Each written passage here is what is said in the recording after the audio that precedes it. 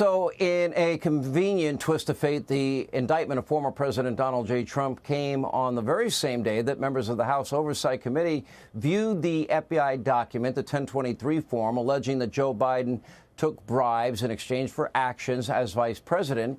Now, sources that have seen the documents tell Fox News Digital that it details an alleged $10 million payment to Joe and Hunter from a Burisma executive. The executive apparently said that he would route the payments through so many shell companies that the transfer would take at least 10 years to uncover it. And what did Burisma, this executive, want in exchange for that money? Well, he wanted to halt an investigation into his company by a prosecutor in Ukraine. That prosecutor is the one that Joe Biden leveraged $1 billion taxpayer dollars and demanded he be fired in 6 hours. And son of a bee, they fired that guy. Yesterday, when asked about these serious allegations, President Biden, he just laughed them off. Take a look. I'm supposed to walk off the stage now. But wait. The bribery allegation, Congresswoman Nancy Mace says there's damning evidence in the FBI file that you sold out the country. Do you have a response to the congressional Republicans? Where's the money? I'm joking. Mr. President, It's a bunch of malarkey. All right, joining us now, author of a really good new book. You can get it in bookstores all across the country, Hannity.com, Amazon.com. March for the Majority, former Speaker of the House, Fox News contributor Newt Gingrich is with us. All right, there are two things that are beyond puzzling to me. One is, in the middle of Trump's impeachment, we have Joe Biden on tape bragging that he leveraged $1 billion to get a Ukrainian prosecutor fired and gave him 6 hours to do it. They fired him.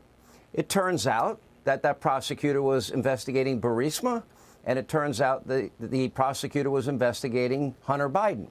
Hunter Biden does an interview on GMA and admits he has no experience in energy, oil, gas, coal, or Ukraine. Now, to me, that seems like a quid pro quo by Joe. Nobody showed any interest in that, Mr. Speaker. Why? Look, I think all of us who are conservative have misunderstood what's going on. It's a lot like Hillary. They didn't prosecute Hillary because she's so likable. They didn't prosecute Hunter because, after all, he's such a nice guy. They're not going to go after Joe because, after all, he means well. I mean, what you have here is absolute, total corruption. And I have a couple simple tests, frankly, for the House Republicans. Release the document. It's not classified.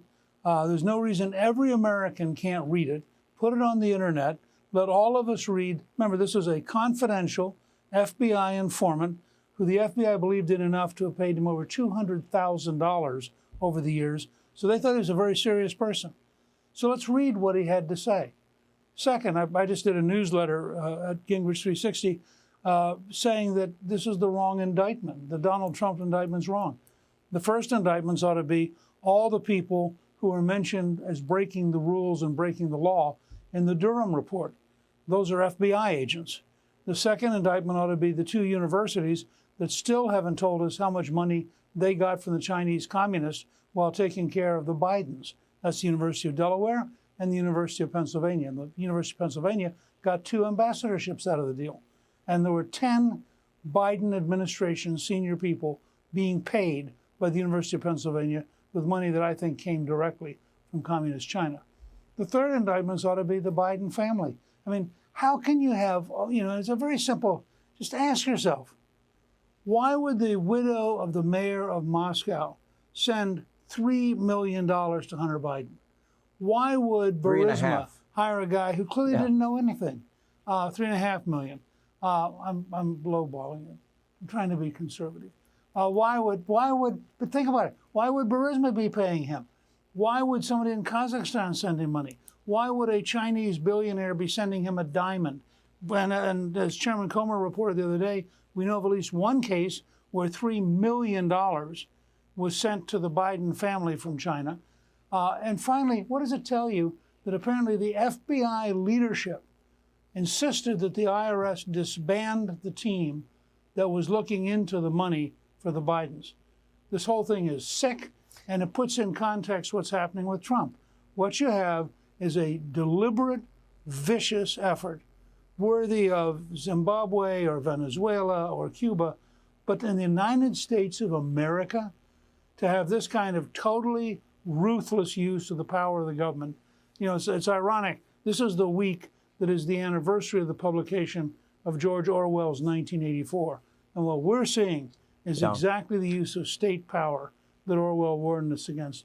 And I hope that the Republicans next week will release the document, put it on the internet, let every American see it, and then ask the Attorney General and the head of the FBI, how could you have had this for several years and not investigated it? I mean, there's something profoundly sick about this. Newt spoke March to the Majority. By the way, I had the honor of actually interviewing him on his own podcast about his new book. Bookstores all around the country, Amazon.com. Newt 360, I believe, is where the podcast is. Mr. Speaker, thank you, sir. Hey, Sean Hannity here. Hey, click here to subscribe to Fox News YouTube page and catch our hottest interviews and most compelling analysis. You will not get it anywhere else.